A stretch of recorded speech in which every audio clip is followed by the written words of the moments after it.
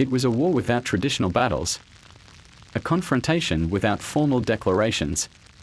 For nearly half a century, the world stood on edge, shadowed by the threat of annihilation. This was the Cold War, an ideological, political, and technological standoff between the United States and the Soviet Union. From the ruins of World War II to the collapse of the Soviet Union, this global conflict defined the second half of the 20th century. It shaped foreign policy, revolutionized military technology, and influenced every corner of the globe. This is the story of spies, power plays, propaganda, proxy wars, and the unrelenting tension that defined an era. The Cold War didn't begin with a declaration, but with distrust. In 1945, World War II had just ended. Nazi Germany was defeated, and the Allies, led by the US, Britain, and the USSR, stood victorious. But beneath their victory lay profound differences. The United States, advocating for liberal democracy and capitalism, looked to rebuild a world order based on open markets and free elections. The Soviet Union, scarred by invasions and led by Joseph Stalin, aimed to spread communism and secure its borders through control over Eastern Europe. This division surfaced in diplomatic meetings. At the Yalta Conference in February 1945, the Allies agreed on post-war arrangements, but tensions simmered.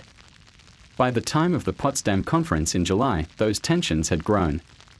The US had successfully tested the atomic bomb, giving it unmatched power and altering the balance. Stalin was informed, but he was already preparing for a future in which the Soviet Union would be isolated and possibly targeted by the West. As the war ended, the Soviet army remained in much of Eastern Europe. Rather than withdrawing, Stalin solidified control. The Soviets, in turn, rejected the Marshall Plan and tightened their grip on Eastern Europe. They viewed American aid as a veiled attempt at domination, a strategy to pull nations away from the communist bloc. As this division hardened, Berlin became a flashpoint in this growing confrontation. Germany had been divided into 4 occupation zones controlled by the US, Britain, France, and the USSR. Berlin, though located deep inside Soviet-controlled territory, was similarly divided. In 1948, the Western Allies announced plans to unify their zones and create a new currency. Stalin reacted by imposing a blockade on West Berlin, cutting off all road, rail, and canal access. It was an attempt to squeeze the West out of the city. The United States and its allies responded with the Berlin Airlift. The Cold War's global dimension became clear in Asia. The first major proxy war erupted on the Korean Peninsula in 1950. After World War II, Korea had been divided along the 38th parallel. North Korea backed by the Soviet Union, and South Korea supported by the United States. Tensions boiled over when North Korean troops, supplied and trained by the Soviets, invaded the South in a surprise attack. In response, the United Nations, led by the US, launched a military intervention. American troops, joined by international forces, pushed back the North Korean advance. The conflict seesawed back and forth, with massive casualties and destruction on both sides. When Chinese forces entered the war to support North Korea, the fighting intensified. After 3 years, an armistice was signed in 1953.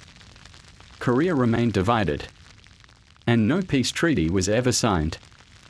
The Korean War set the tone for Cold War conflicts to come, bloody, unresolved, and deeply ideological. The United States saw the Korean War as a validation of its containment strategy, stopping the spread of communism by any means necessary. But it also exposed the limits of American power. The war ended in a stalemate, not a victory. Still, it strengthened America's resolve to resist communism globally. This resolve led to involvement in Vietnam. Initially a French colony, Vietnam had long struggled for independence. In the 1950s, nationalist leader Ho Chi Minh, a communist, emerged as the face of resistance. After defeating the French in 1954 at Dien Bien Phu, Vietnam was temporarily divided at the 17th parallel. North Vietnam under communist control, and South Vietnam backed by the West. Fearing another domino falling to communism, the US increased its support to South Vietnam. What began as military advisors evolved into a full... In Latin America, the Cold War's fingerprints were everywhere. The most dramatic example came in Cuba. In 1959, a young revolutionary named Fidel Castro overthrew the US-backed dictator Fulgencio Batista. Castro soon declared his allegiance to Marxist-Leninist ideals and aligned with the Soviet Union. This was a direct challenge to American influence in its own backyard. Alarmed, the United States supported an invasion of Cuba by anti-Castro exiles. In April 1961, they landed at the Bay of Pigs. But the operation was a disaster. Poor planning, lack of air support, and underestimation of Castro's forces led to a quick defeat. The failure humiliated the Kennedy administration and pushed Cuba even closer to the USSR. The Soviets saw an opportunity. In 1962, Soviet Premier Nikita Khrushchev secretly deployed nuclear missiles to Cuba. The plan to deter another US invasion and gain leverage in the arms race. But American spy planes discovered the missile sites. President John F. Kennedy demanded their removal and imposed a naval blockade around Cuba. The world held its breath. For 13 tense days in October 1962, the world stood at the brink of nuclear war. Military forces on both sides were on high alert. Behind closed doors, intense negotiations took place. Ultimately, Khrushchev agreed to withdraw the missiles in exchange for a US public pledge not to invade Cuba and a secret agreement to remove American missiles from Turkey. The Cuban Missile Crisis was the Cold War's most dangerous moment. It showed how close the world could come to catastrophe, and how crucial diplomacy was in pulling back from the edge. In its aftermath, a direct hotline was installed between Washington and Moscow to allow swift communication in future crises. Beyond Cuba, the Cold War simmered in other parts of Latin America. In Chile, the US supported a coup in 1973 that overthrew democratically elected socialist president Salvador Allende and installed General Augusto Pinochet. In Nicaragua, the US funded anti-communist Contras to fight the leftist Sandinista government. These interventions, often covert, by the late 1960s and early 1970s. After years of tension, bloodshed, and close calls, a new phase emerged in the Cold War, détente. French for relaxation. Détente marked a period of reduced tensions and increased dialogue between the superpowers. It was not peace, but it was a pause. A strategic recalibration born out of exhaustion and pragmatism. For the United States, the Vietnam War had exposed the high cost of military intervention. At home, anti-war protests and civil unrest had eroded public trust. In the Soviet Union, the economy was stagnating under the weight of centralized planning and heavy military spending. Both sides needed a break. President Richard Nixon, guided by his advisor Henry Kissinger, pursued a policy of realpolitik, foreign policy, based on strategic interests rather than ideology. In 1972, Nixon made a historic visit to China, opening relations with the communist giant. This realignment placed pressure on the Soviet Union to come to the negotiating table. That same year, Nixon traveled to Moscow to meet with Soviet leader Leonid Brezhnev. The result was the signing of the Strategic Arms Limitation Talks Agreement, SALT. It froze the number of intercontinental ballistic missiles ICBMs and limited anti-ballistic missile systems. It was a step towards stabilizing the arms race. Though both sides continued to develop new weapons, the 1970s also saw the signing of the Helsinki Accords, where 35 nations, including the US and USSR, agreed on principles like respect for human rights and territorial borders. While the Soviets viewed this as a diplomatic win, dissidents in Eastern Europe would later use these commitments to challenge communist repression, but détente had limits. In 1979, the Soviet Union invaded Afghanistan to prop up a faltering communist regime facing rebellion. The US saw this as an expansionist move and a threat to Middle Eastern oil routes. President Jimmy Carter responded with economic sanctions, a boycott of the 1980 Moscow Olympics, and covert military aid to the Afghan resistance, the Mujahideen. Among those fighting the Soviets was a young Saudi named Osama bin Laden. The US funneled weapons and training into the region through Pakistan. The war would become the Soviet Union's own Vietnam, while Reagan's military buildup put pressure on the Soviets. The real cracks in the communist world were appearing from within. By the mid-1980s, the Soviet Union was grappling with deep internal problems. Its economy was sluggish, riddled with inefficiencies and shortages. Corruption was rampant, and the rigid political system could not adapt to modern challenges. People were growing restless.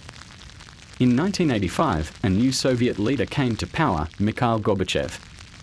Young by Kremlin standards and reform-minded, Gorbachev understood that the USSR could not survive without change. He introduced two key policies, glasnost, meaning openness, and perestroika, or restructuring. Glasnost allowed for increased transparency in government, freer expression, and the release of previously banned literature and political debate. For the first time, Soviet citizens could criticize their leaders without immediate fear of repression. Perestroika aimed to reform the stagnant economy by introducing limited market mechanisms and reducing the state's control. But these reforms had unintended consequences. Glasnost unleashed a flood of pent-up frustration.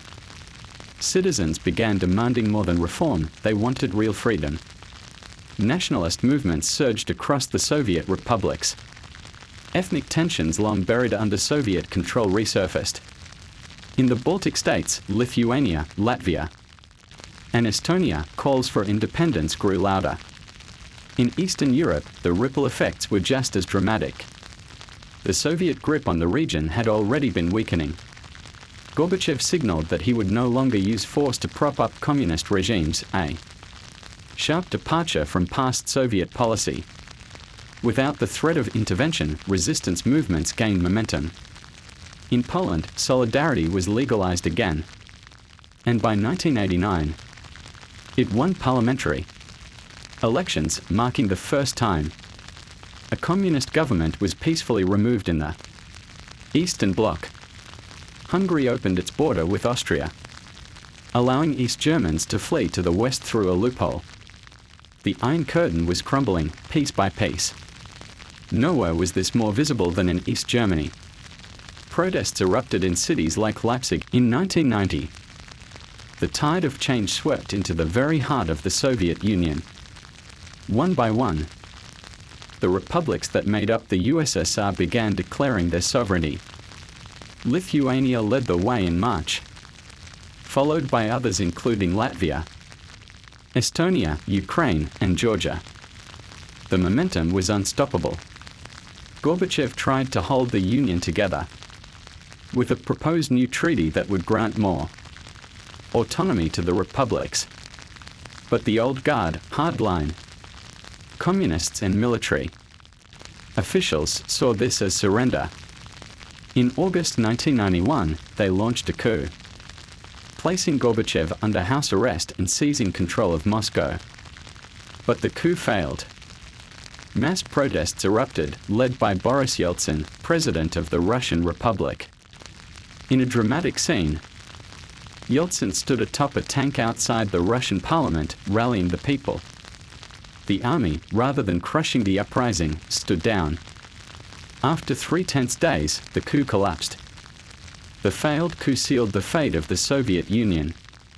Gorbachev returned to Moscow, but his authority was shattered. Yeltsin emerged as the dominant figure. On December 25, 1991, Gorbachev announced his resignation. That night, the red Soviet flag was lowered from the Kremlin for the last time. The Soviet Union, once a global superpower, ceased to exist. The Cold War was officially over. The aftermath was both triumphant and uncertain. The West celebrated the peaceful end of a dangerous era. Germany reunited. Former Soviet republics gained independence. Countries in Eastern Europe embraced democracy and market economies. NATO and the European Union expanded eastward, welcoming former adversaries into the fold. But the transition was rocky. Many post-Soviet states struggled with poverty, corruption, and ethnic conflict. In Russia, the 1990s were marked by economic collapse, political chaos, and the rise of powerful oligarchs. The promise of democracy gave way to disillusionment for many. The US, now the world's sole superpower, faced a new world without its longtime rival. Some hoped this unipolar moment would bring lasting peace and cooperation. But new challenges emerged. In the Middle East, the Cold War did not vanish overnight. Its remnants linger in geopolitics, military strategies, and cultural memory. Though the Soviet Union collapsed, the Russian Federation inherited much of its legacy, its nuclear arsenal, seat at the UN Security Council, and regional ambitions. In the decades that followed, Russia's relationship with the West remained uneasy. The 1990s saw Russia undergo a chaotic transformation. Once a centralized command economy, it attempted to become a free market democracy almost overnight. The results were devastating: hyperinflation, unemployment, and a deep social crisis. A new elite, known as oligarchs, seized control of key industries during rushed privatizations. By the turn of the century, many Russians felt betrayed by both their leaders and the West. Into this atmosphere of frustration rose Vladimir Putin, a former KGB officer who promised to restore order and national pride.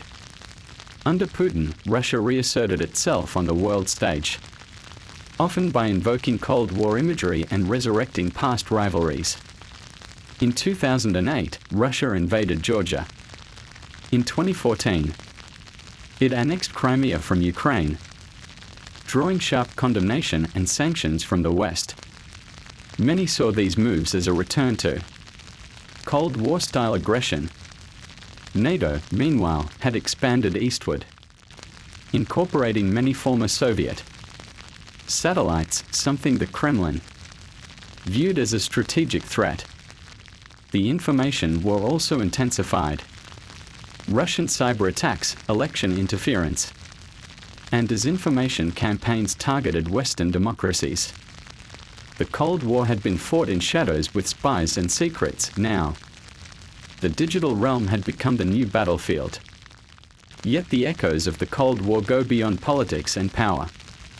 In education and culture were also deeply shaped by the Cold War. In the United States, classrooms taught students not just math and science, but patriotic ideals, civic responsibility, and the virtues of democracy, often in contrast to godless communism. Entire generations grew up under the looming threat of nuclear war, with duck and cover drills and fallout shelter maps becoming part of everyday life. In the Soviet Union, schools emphasized Marxist-Leninist ideology, collective history, and the glories of Soviet achievements. Science was prioritized, especially after the USSR's stunning success in launching Sputnik in 1957, the first satellite to orbit Earth. This technological race pushed both sides to invest heavily in education and research. leading to innovations that continue to benefit humanity today.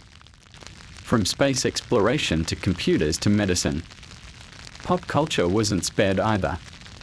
Cold War themes permeated literature, music, television, and film. Spy thrillers and political dramas captivated audiences. Stories of double agents, defections, and nuclear brinkmanship reflected real fears. James Bond emerged as a stylish British symbol of Western defiance, while Hollywood produced films like Dr. Strangelove The Day After and Red Dawn all depicting various apocalyptic or paranoid scenarios. Even in music, Cold War tensions echoed. From Bob Dylan's protest songs to Pink Floyd's The Wall artists gave voice to a generation's anxiety. On the other side of the Iron Curtain, underground rock and Samizdat literature spread dissent and defiance through hidden channels. But it wasn't all fear and hostility. There were moments of cultural exchange that brought hope. Ping-pong diplomacy between the US and China. As the Cold War faded into history, historians, journalists, and political thinkers began the long process of evaluating its meaning. Some viewed it as a necessary stand against totalitarianism, a defense of freedom in the face of an aggressive ideology.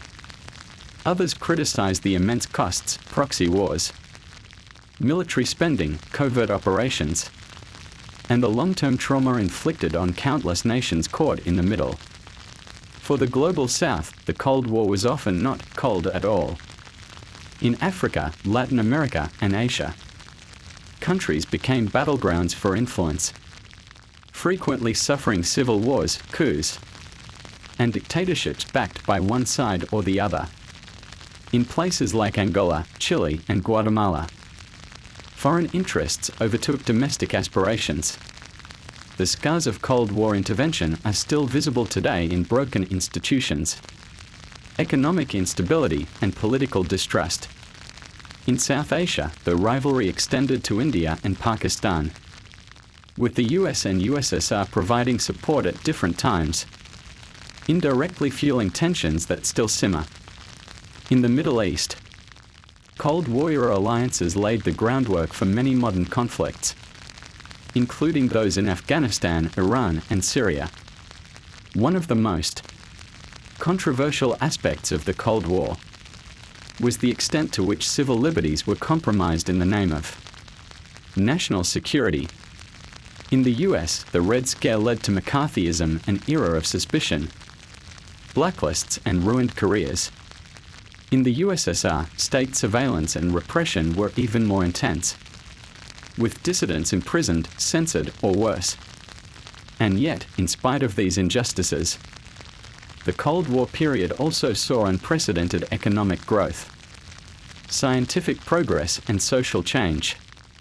Western Europe, rebuilt with American aid, became prosperous and democratic. Today, we live in a world still shaped by the architecture of the Cold War. Even if the old ideological lines have blurred, the division between East and West has evolved. But tensions between NATO and Russia continue to simmer. The arms race may no longer dominate headlines, but nuclear arsenals persist and modernization efforts in the US, Russia, and China suggest that the shadow of deterrence has not disappeared. Nuclear weapons remain a constant threat, and the logic of mutually assured destruction still hangs over international diplomacy. Arms control treaties such as START and the INF have either expired or been abandoned, raising fears of a new arms race, now including emerging technologies like hypersonic missiles and cyber warfare. Meanwhile, China, once a peripheral player in the Cold War, has emerged as a global superpower economically, militarily, and technologically. Some analysts speak of a new Cold War between the US and China, though the dynamics are different, rather than ideological opposites. This new rivalry is shaped by competition over trade, tech dominance, and global influence. Cybersecurity has become the modern frontier of Cold War-style conflict. state-sponsored hackers, misinformation campaigns, and digital surveillance tools echo the espionage and propaganda battles of the past, only now fought in real time across social media platforms and cloud servers.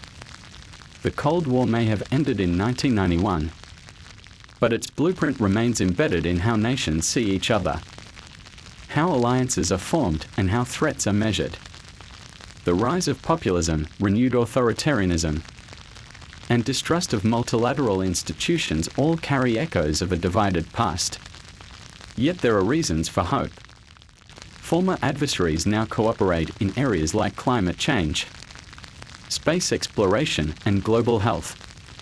Russia and the US jointly operate missions to the In conclusion, the Cold War was not simply a conflict between two nations. It was a defining era that shaped the second half of the 20th century and continues to influence the 21st. It was a story of fear and hope, division and connection, destruction and innovation. The ideological clash between capitalism and communism fueled decades of rivalry that affected millions of lives around the globe. It sparked advances in technology and space exploration, while also unleashing proxy wars and humanitarian crises. Its legacy is complex. On one hand, it spurred economic growth and scientific breakthroughs. On the other, it perpetuated conflicts, surveillance, and mistrust. As we move forward, understanding the Cold War helps us navigate today's challenges with greater wisdom. It teaches the value of diplomacy over confrontation, dialogue over division, and cooperation over competition.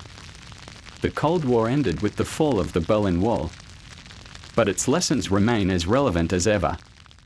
In a world facing new threats, from climate change to global pandemics, the need for unity and understanding is clear. Ultimately, the Cold War reminds us that despite differences in ideology or geography, beyond the geopolitical and military dimensions, the Cold War profoundly shaped global culture, society, and thought. The ideological rivalry sparked not only competition but also a remarkable cross-pollination of ideas and innovations. For example, the race to explore space wasn't just about supremacy. It inspired a generation to look beyond earthly divisions and imagine humanity's future among the stars. The Apollo moon landing in 1969 wasn't just a US victory, it was a milestone for all humankind, symbolizing the potential of science and cooperation. On the scientific front, the Cold War accelerated research in physics, computing, medicine, and engineering. Governments invested billions in universities and labs, sometimes for military applications, sometimes for peaceful breakthroughs. The development of nuclear medicine, satellite communications, and even the precursor technologies that led to the internet owe much to this era. Culturally, the Cold War era sparked both conformity and rebellion. In Western societies, the threat of communism influenced not only politics but also social policies and personal freedoms. At the same time, it fueled movements for civil rights, women's liberation, and artistic experimentation, as people questioned authority and sought new forms of expression.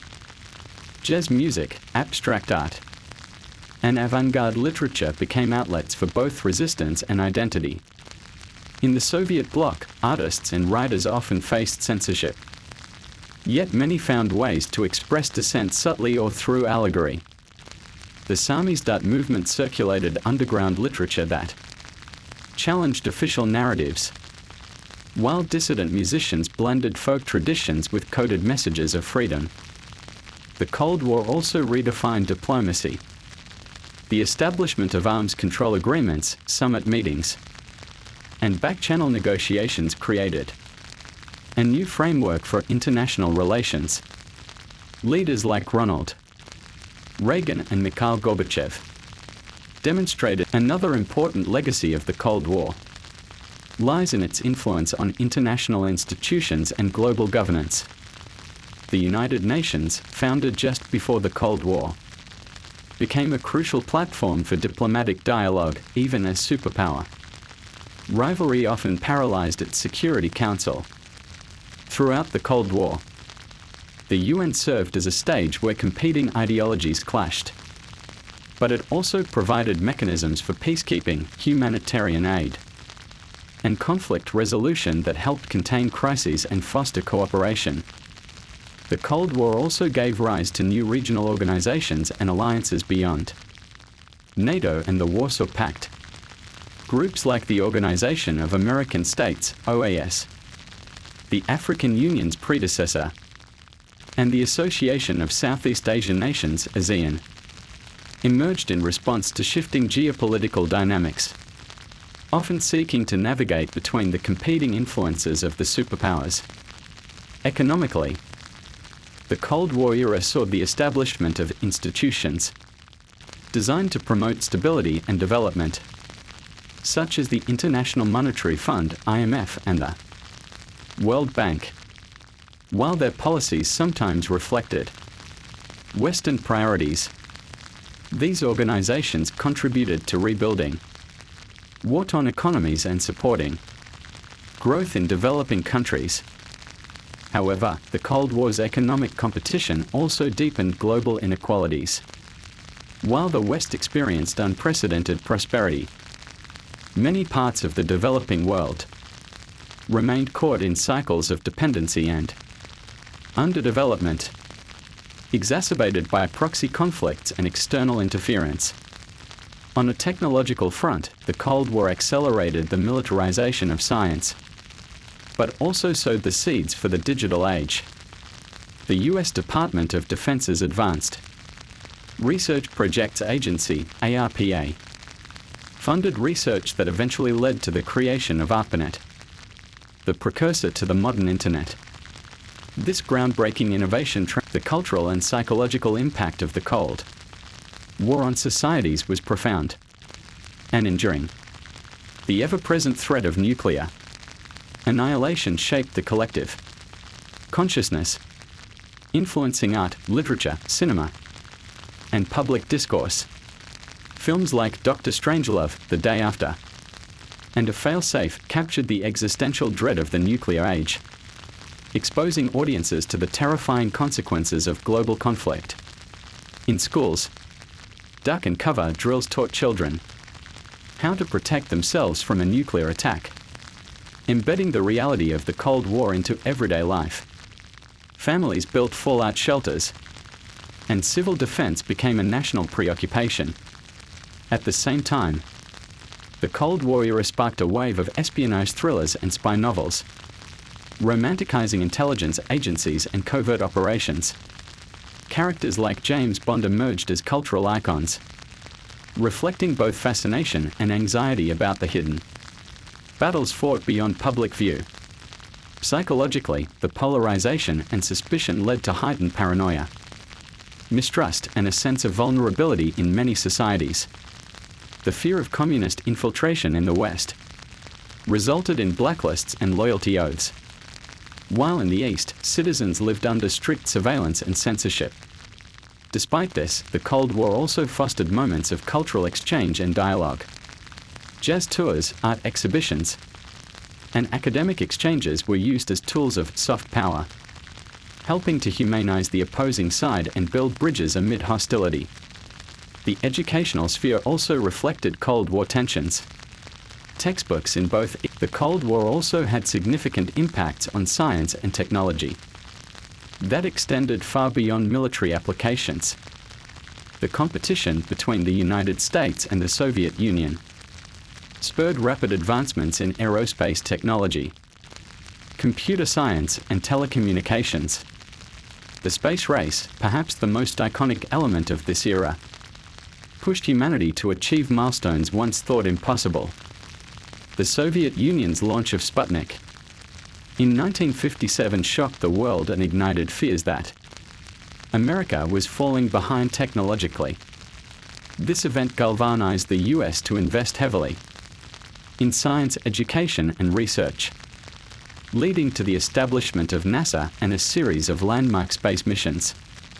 The Apollo moon landing in 1969 was a triumph, not only of engineering but also of national pride, demonstrating the United States' technological and ideological superiority. Meanwhile, the Soviets focused on long-duration spaceflight and robotic missions to Venus and Mars, contributing valuable scientific data and expertise. In computing, the Cold War spurred the development of early computers used for code breaking, simulations, and missile guidance. These advances laid the foundation for the digital revolution that would transform economies and societies globally. Telecommunications also advanced rapidly, with satellites enabling real-time global communication as the Cold War unfolded. It also deeply influenced the world's economic systems and international trade.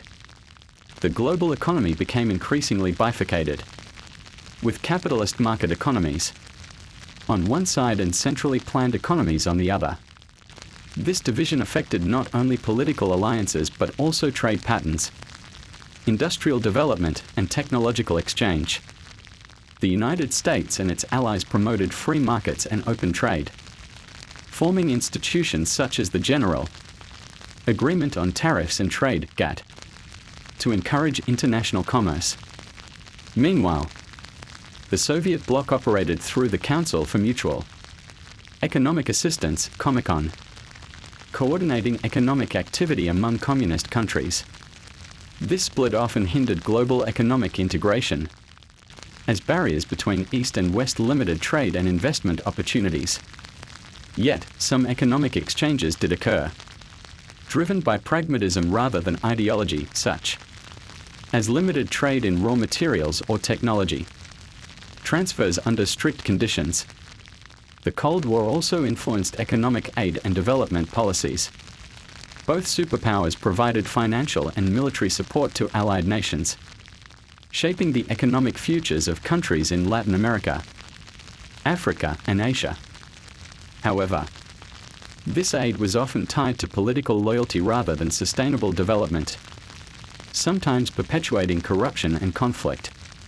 Despite these challenges, the Cold War period saw significant economic growth and technological modernization in many parts of the world, driven by both competition and cooperation. The eventual collapse of the Soviet Union opened the door for many formerly communist countries to transition to market economies, though with varied success and difficulties. Today's global economy, with its complex interdependencies and challenges, is a legacy shaped in part by the Cold War's divisions and transformations. Meanwhile, the United States emerged as the sole global superpower, shaping international politics and